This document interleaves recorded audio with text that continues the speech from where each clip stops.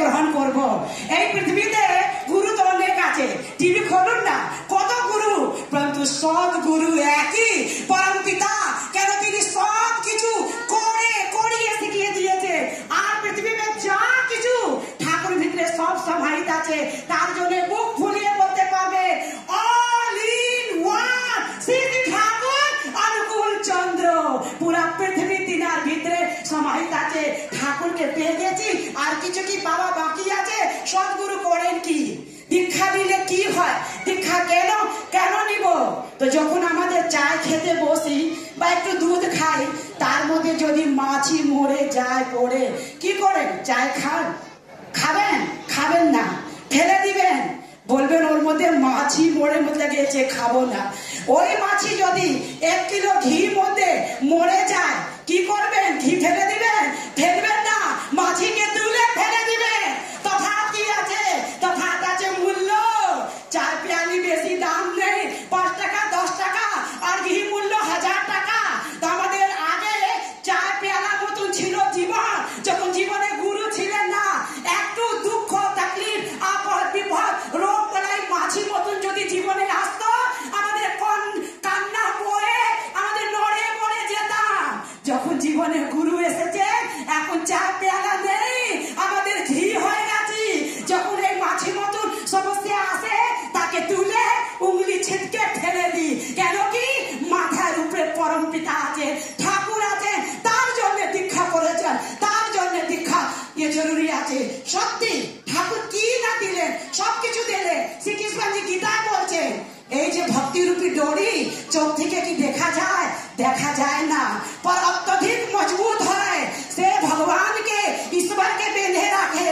সেই রকম দীক্ষা রূপী ডোরি যে আমাদের দেখতে পারি, মা দাদা দেখতে পারি না, पर অত্যধিক মজবুত হয়। যে পরম পিতা ব্রহ্মাণ্ডকে স্বামীকে বেঁধে রাখে। সত্যি আমাদের কপাল কত ভালো যে ঠাকুরকে পেয়েছি। ঠাকুর কাছে একটা ভক্ত, পাঞ্জাবি ভক্ত বলছে, ঠাকুর আমরা লোক না খুব সাধারণ মানুষ, একদম বেকার। তখন ঠাকুর বলছেন, কে বললো রে তোরাদের সাধারণ মানুষ?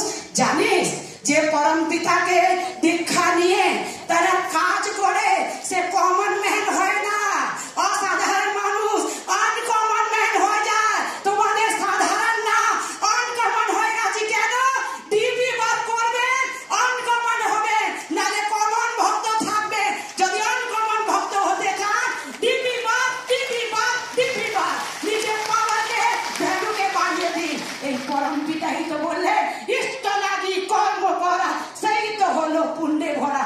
এ আমাদেরকে পরম পিতাকে ধরেই তো যান না। ঠাকুরকে আরেকটা ভক্ত বুঝছে, ঠাকুর গুড আর গ্রেট মানে তফাৎ কি? তখন ঠাকুর বলছেন, গুড হলো রাজা সম্রাট চক্রবর্তী রাজা অশোক সম্রাট গুড। আর ওই রাজা যখন বুদ্ধিকে প্রচার করলো, দেখুন সে গুড না গ্রেট হয়ে গেছে। আমাদের সেই রকম মা গ্রেট হয়ে গেছি।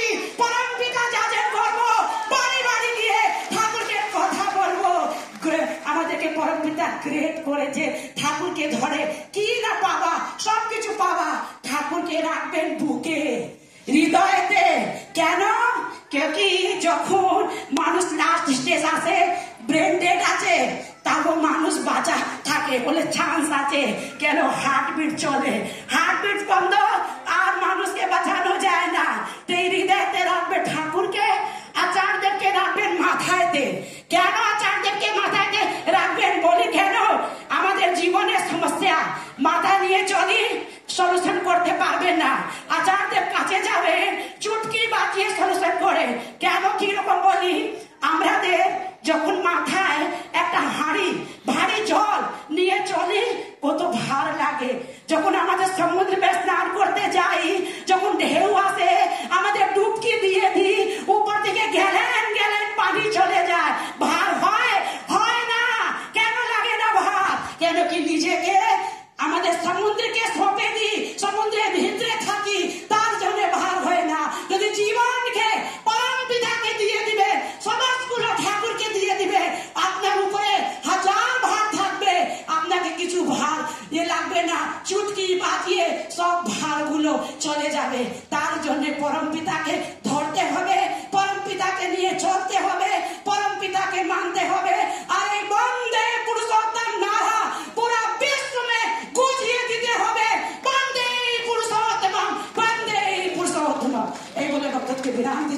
সবাইকে দিয়েছি বিজয়।